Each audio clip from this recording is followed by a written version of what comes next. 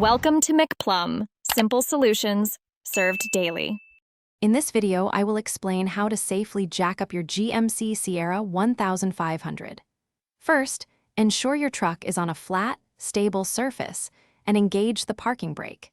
It is crucial to block the wheels that will stay on the ground using wheel chocks for added stability. Gather your tools, including a sturdy hydraulic floor jack and at least 2 reliable jack stands. Always prioritize safety by wearing gloves and eye protection throughout the entire process. This preparation is key to a secure lift.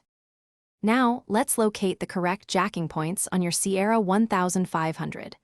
Always refer to your owner's manual for the exact locations, as they are critical for safety and preventing damage.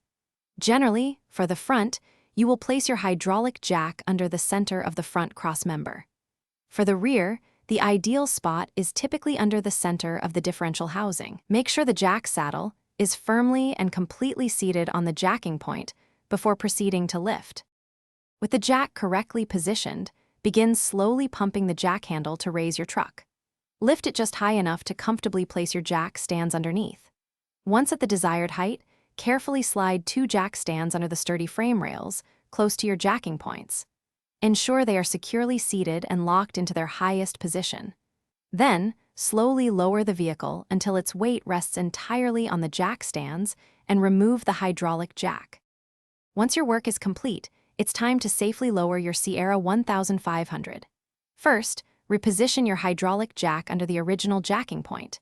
Gently raise the vehicle just enough to take the weight off the jack stands. Carefully remove both jack stands from under the truck, setting them aside. Finally, slowly and steadily lower the vehicle completely to the ground using the jack's release valve. Once fully down, remove the hydraulic jack and wheel chocks. Thanks for watching. Stay juicy and subscribe.